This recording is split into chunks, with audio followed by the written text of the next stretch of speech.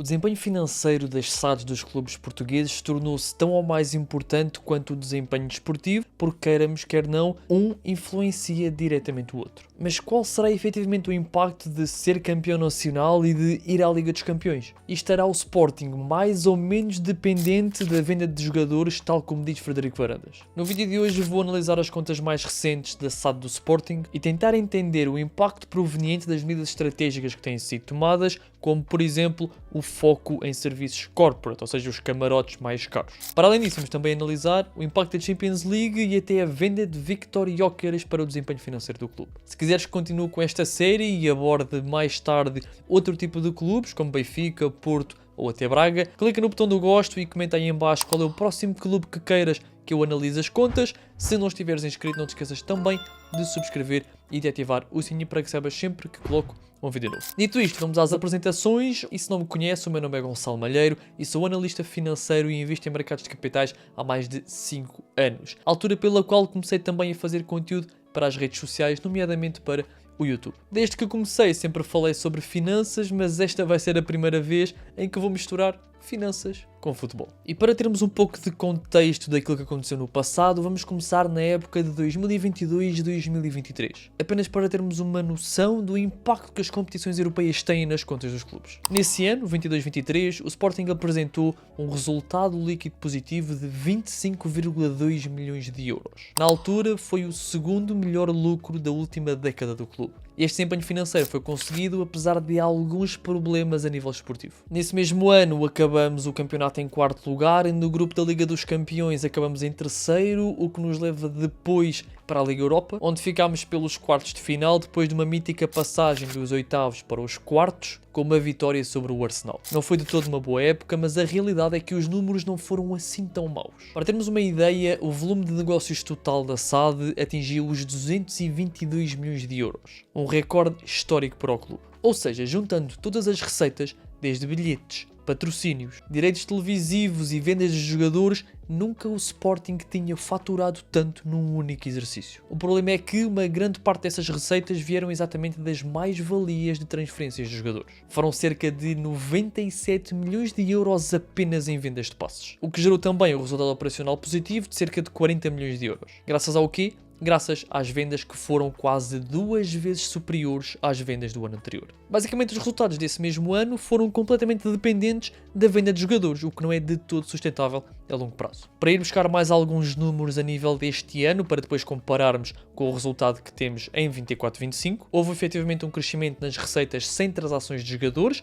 Em 2022 e 2023 conseguimos fazer 125 milhões, no ano anterior fizemos 122, e estes aumentos vieram maioritariamente através de merchandising, gamebox, etc. Um facto também marcante deste exercício de 22-23 foi a eliminação das VMOCs. VMOC significa valor mobiliário obrigatoriamente convertível. Ou seja, basicamente uma VMOC é uma obrigação que vai ser obrigatoriamente convertida em ações daquela empresa, neste caso em ações da SAD. Ou seja, quem tinha essas obrigações, quando as fosse converter para ações da SAD, iria diluir todos os outros acionistas. O que é que o Sporting fez? Sporting, enquanto clube, comprou essas VMOCs aos detentores das mesmas, que eram o Novo Banco e o BCP, e converteu-as em ações. Com isso, aumentou o capital social da SAD de 67 milhões para 150 milhões e aumentou também a participação do clube na SAD, que passou de cerca de 64% para quase 84%. Ou seja, o clube, Sporting Clube Portugal, conseguiu voltar a ter a maioria da SAD, conseguiu voltar a tomar as decisões. E agora tu perguntas, Gonçalo, porque é que tu estás a falar de 22-23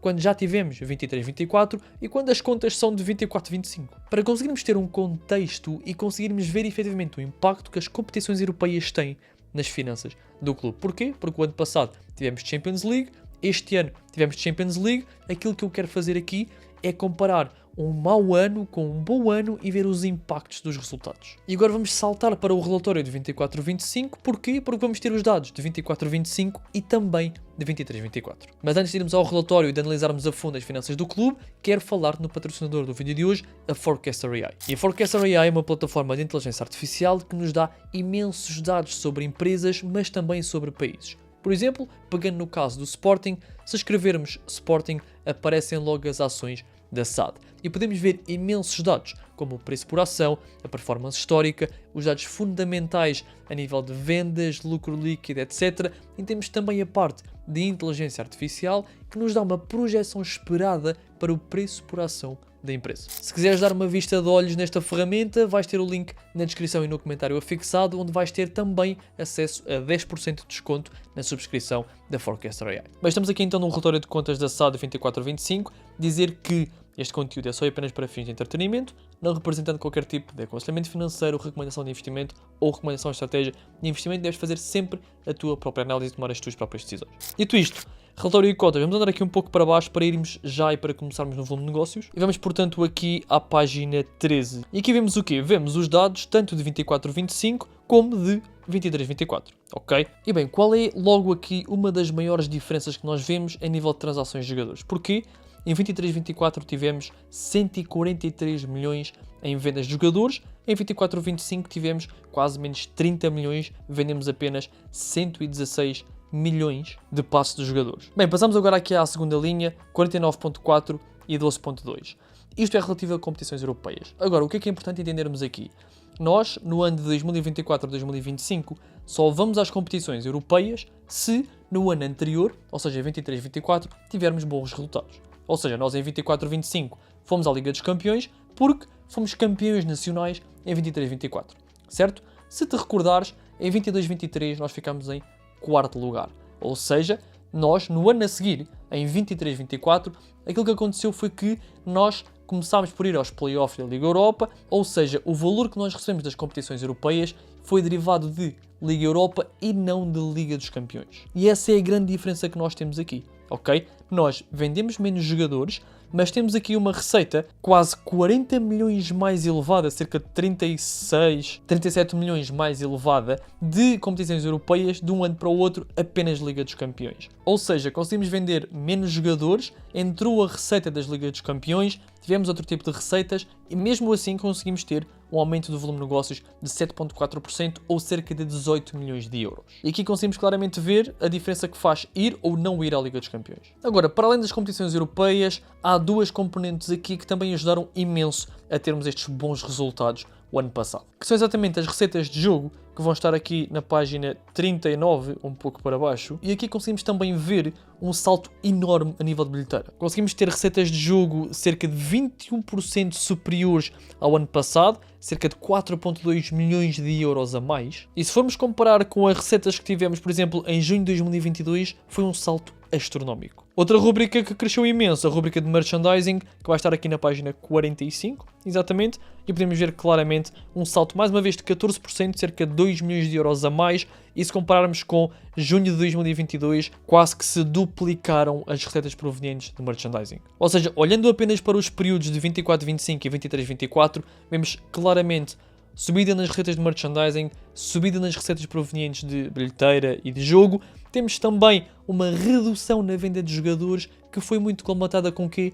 Liga dos Campeões, um fator diferenciador naquilo que são as finanças de um clube de futebol. Algo que eu também queria abordar neste vídeo é o facto de se ter falado muito nas decisões da administração de Frederico Varandas relativamente ao investimento muito forte em soluções corporate, ou seja, os camarotes mais caros, etc.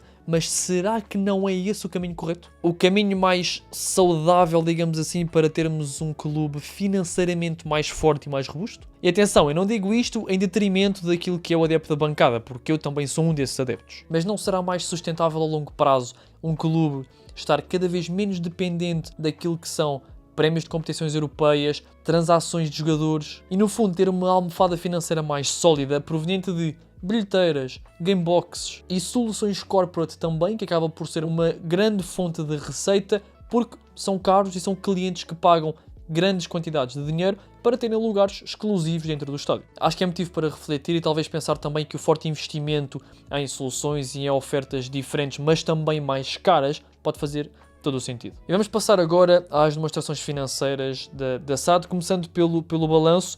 Vamos andar aqui para baixo até à página 123. E aqui podemos ver logo de caras, logo no início do balanço, nos ativos não correntes, um aumento muito elevado nos ativos fixos tangíveis, um aumento muito superior a 50%. E se formos às notas destas mesmas demonstrações financeiras, vamos ver que este aumento nos ativos fixos tangíveis vieram em grande parte das obras que se fizeram no estádio. Se viermos aqui à página 152, ativos fixos tangíveis, ou seja, esta rubrica aqui, ok? Um aumento muito elevado de edifícios e outras construções, de 12 milhões para cerca de 23 milhões. Temos aqui também um aumento de investimentos em curso, que já vamos ver o que isso é, passaram de 7 para 9. E temos aqui também equipamento administrativo 3.6 para 6.1. Se vermos aqui aos investimentos em curso, como exemplo de alguns dos investimentos que se encontram em curso ou que foram transferidos, etc., destacam-se remoção de azulejos, renovação das fachadas do estádio, etc. Ok?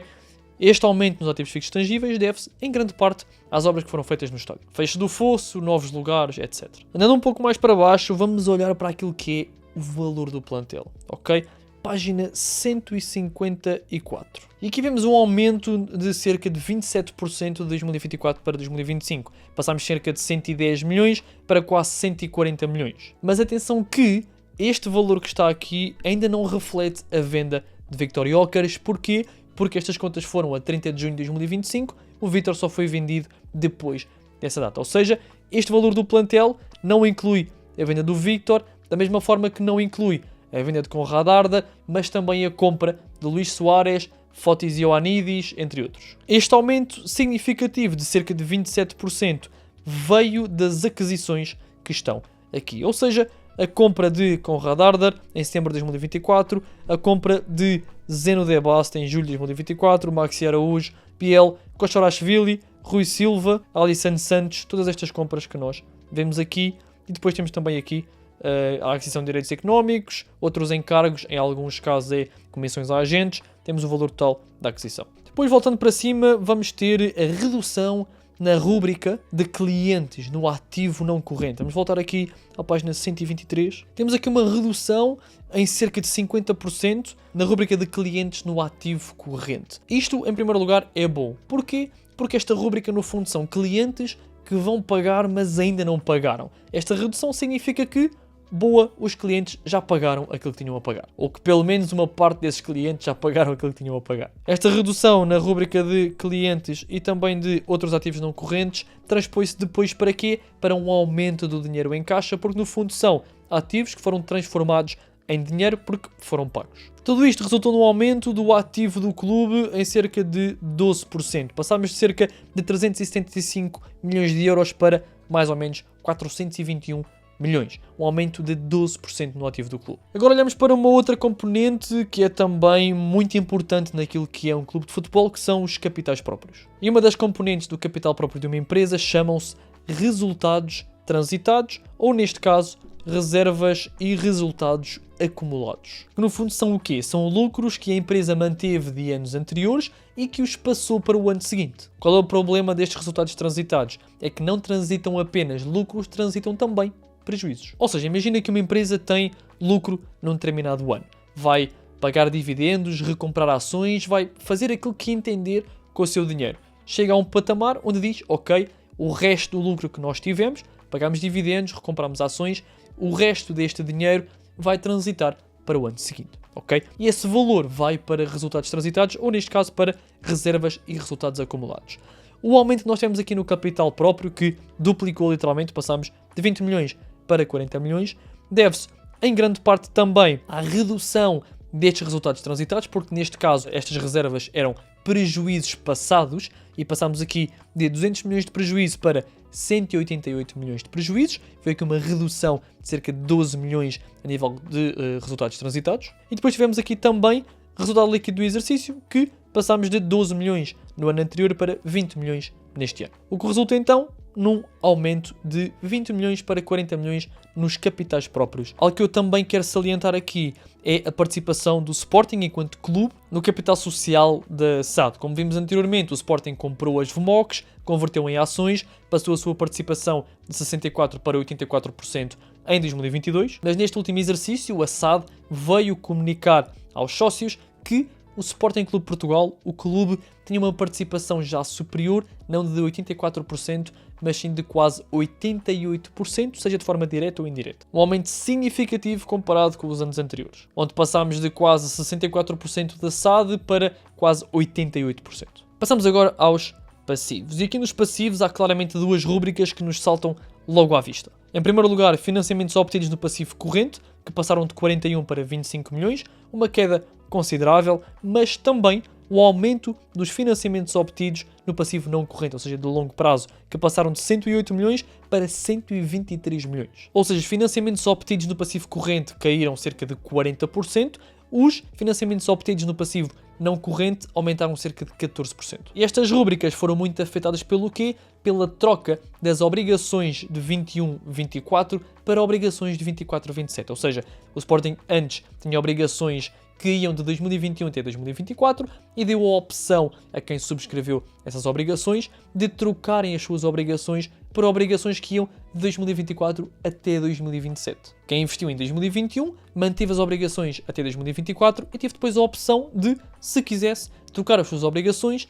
e prolongar a maturidade até 2027. Ou seja, as obrigações que iriam ter de ser pagas em 2024, muitas delas acabaram por passar de curto prazo, daquele ano de 2024, para longo prazo, ou seja, para até 2027. Outras rúbricas que saltam claramente à vista, outros passivos correntes e não correntes, ou seja, não correntes e correntes. Os outros passivos não correntes passaram de 57 milhões para 77 milhões, os correntes passaram de 20 para 25 milhões. E aqui nos outros passivos não correntes, uma grande parte deste aumento deve-se à venda dos Lion Seats.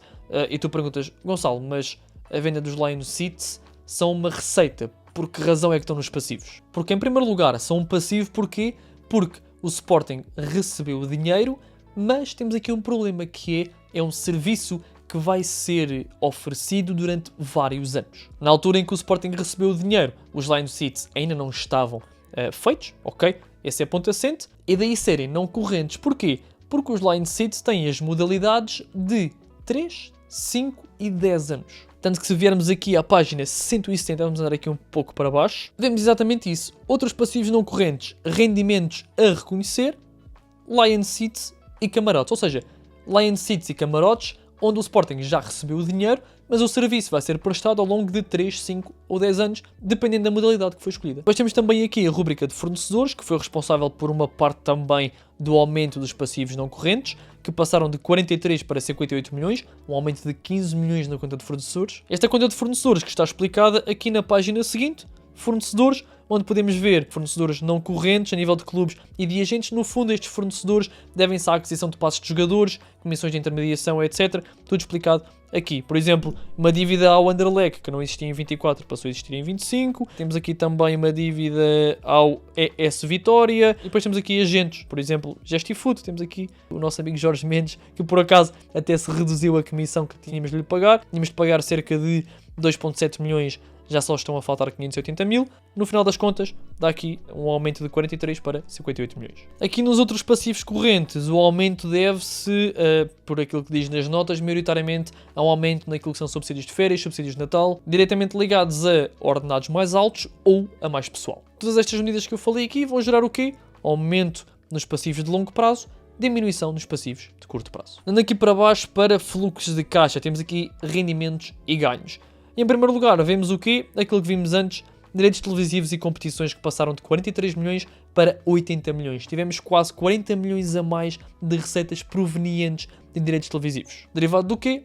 Liga dos Campeões. Depois vemos também aqui um aumento significativo de cerca de 20% nas receitas de jogo, passaram de 20 para 24 milhões, assim como receitas de atividades comerciais que passaram de 39 para 43 milhões. Algo a salientar também é aqui um aumento em FSE, ou seja, fornecimento de serviços externos, que passaram de 41 para 48, aqui assim. Temos aqui um aumento de cerca de 7 milhões, que foi no fundo aquilo que os nossos gastos e perdas operacionais aumentaram também. Nas notas, se formos à nota 4, fornecimentos e serviços externos, daqui um pouco para baixo temos o quê? Temos aqui um aumento nos subcontratos, um aumento na publicidade e propaganda e um aumento aqui na rúbrica de outros. A nível de subcontratos, eles explicam aqui que está relacionado essencialmente com a subcontratação do serviço de logística para a loja verde online durante a corrente época e com o aumento de custos associados aos jogos realizados em casa e à Academia Cristiano Ronaldo. Ou seja, esta rúbrica de subcontratos aumentou em cerca de quase 3 milhões de euros, cerca de 2,6, 2,7 milhões de euros, deve-se a isto que está aqui. Explicou aqui também o aumento nos gastos com publicidade e propaganda, mais um dos gastos que nós salientamos, e que deve-se essencialmente a um aumento das atividades de animação nos dias de jogo, no estádio José Alvalade, de modo a proporcionar uma melhor experiência, etc, etc, etc. Ok? Temos também aqui um aumento na rúbrica de royalties, exatamente, que passaram de 2,7 para 3,1, mas nada por aí além. Eles explicam também aqui a razão. No fundo, estes pequenos aumentos geraram um aumento total em fornecimentos de serviços externos de cerca de 15%. Tivemos aqui também que gastos como pessoal permaneceram-se maioritariamente intactos, reduziram um pouco, mas ficaram praticamente intactos, porque apesar de termos contratado alguns jogadores, com radar, etc., tivemos também algumas saídas que pesavam na folha de ordenados. Por exemplo, Coates, Luís Neto, Adam, Camacho, etc. Agora, para tentarmos entender como é que podem ser as contas da SAD no ano de 25-26, temos de ter algumas coisas em consideração e por isso vamos fazer umas contas. Vamos assumir aqui algumas coisas. Em primeiro lugar, que tudo se vai manter constante a nível de custos. Ok, os custos vão permanecer praticamente iguais. Depois vamos assumir também que vamos fazer uma caminhada praticamente semelhante na Liga dos Campeões à que fizemos no ano passado, 23-24. Ou seja, tudo permanecendo igual, o Sporting ia precisar de ter receitas provenientes de transações de jogadores na casa dos 116,3 milhões, certo? Isto assumindo que não há qualquer tipo de alteração, nem aumento, nem diminuição a nível de receitas de Gamebox, merchandising e tudo o resto, ok? Não há qualquer tipo de alteração a nível de receitas. A nível de direitos televisivos vamos receber exatamente o mesmo. Se tudo permanecer igual, temos de vender 116 milhões em passos de jogadores. Mas temos também as obras do estádio. Mas vamos por partes. Em primeiro lugar, não vamos ter o custo do Alvaláxia. Se te recordares, o Sporting comprou o Alvaláxia por cerca de 17 milhões, mas esse custo já foi referente a 24,25. Ou seja, a este valor, a estes 116, vamos arredondar para 120, estes 120 milhões, podemos retirar logo 17 milhões que foram incluídos em 24,25, mas que é um custo que não vamos ter este ano. Ou seja, de 120 milhões, precisamos de ter de vender apenas 103 milhões em passos de jogadores. Depois temos a venda de Victor Gyökeres, cerca de 66 milhões de euros. E um feito muito interessante de Frederico Varandas, sem comissões de intermediação. Assumindo aqui algumas mais-valias, amortizações, impostos que vamos ter de pagar, vamos passar dos 66 e arredondar para os 55 milhões. Vamos assumir que já pagámos impostos sobre mais-valias, já amortizámos o ativo, passámos para 55 milhões. No fundo, aquilo que entrou efetivamente nos cofres do Sporting. O que é que vamos fazer? Dos 103, vamos passar para os 48 milhões de euros. Precisávamos de vender 103 em passos, vendemos o Gyökeres, 55 milhões, passamos a ter de vender apenas 48 milhões em jogadores. Para além disso, vendemos o quê? Conrad Arder por 24 milhões mais objetivos. Aqui a mais-valia é pequena porque foi comprado por 19 milhões há um ano atrás, por isso vamos assumir que nos cofres do Sporting fica um total de 20 milhões de euros porque também não pagamos comissões de intermediação. Continuamos com uma necessidade de 28 milhões de euros até ao final do ano, ou seja, 28 milhões de euros que temos de fazer de alguma forma, seja através de merchandising, gameboxes ou vendas de jogadores. Agora, se retirarmos também a venda de Frank Israel, que foi vendido por 5 milhões, Afonso Moreira, que foi vendido por 2 milhões, passamos a ter uma necessidade a rondar os 20 milhões de euros apenas. Mas agora entram aqui outros pressupostos. Quanto é que vão custar as renovações no estádio? Ou, neste caso, quanto é que já custaram ao clube? Porque, segundo o clube, aquilo que foi reconhecido para a rúbrica de investimentos em curso foram remoção dos azulejos, renovação das fachadas do estádio, business hub, etc. Tivemos também o rebaixamento do relvado, o fecho do fosso, a renovação da área corporate e também lugares novos no estádio. Agora, segundo o Correio da Manhã, as obras totais vão rondar os 50 milhões de euros. Isto já contando com a aquisição do Alvaláxia, ou seja, as renovações do estádio vão rondar os 33 milhões. Agora, a SAD diz que já reconheceu o início das obras. Ou seja, sim, reconheceu fecho do fosso, rebaixamento do relvado, mas apenas o início das obras. Por isso vamos assumir que esses 33 milhões de euros vão ser pagos em fases, mas na totalidade na época de 25-26, para sermos conservadores com a nossa análise. Por isso 20 mais 33 milhões dão 53 milhões de euros. Ou seja, apesar das vendas que registámos de Gyökeres e de Arda, continua a existir uma necessidade de uma venda significativa de um ativo que renda aos cofres do clube algo a rondar os 55 milhões de euros.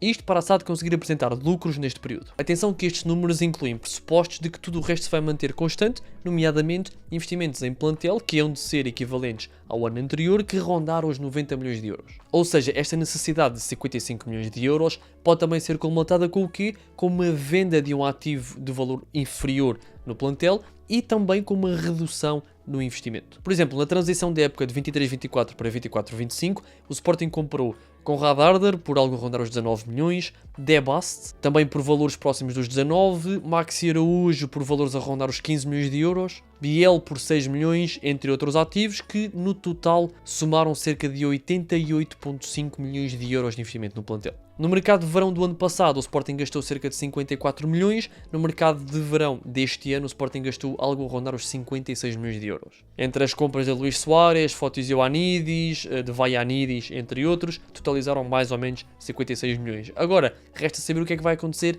no mercado de inverno. Mas, e tu até podes ter reparado se calhar com uma pequena diferença na minha cara, que esta pequena parte do vídeo foi gravada um pouco depois do restante do vídeo, e a data de gravação desta parte do vídeo houve também notícias do que o Sporting iria emitir um empréstimo obrigacionista a rondar os 250 milhões de euros em parceria com a JP Morgan Chase, e que este empréstimo obrigacionista iria ser para financiar as obras no estádio, que segundo também Frederico Varandas podem ascender no total e durante os próximos anos a valores a rondar esses 250 milhões. Ou seja, esta necessidade de 55 milhões de euros na verdade pode ser reduzida drasticamente, porque as obras no estádio, o restante das obras do estádio, vai ser financiado por este empréstimo obrigacionista, por isso pode não existir uma necessidade de uma venda significativa durante o mercado de inverno ou durante o início do mercado de verão de 24-25.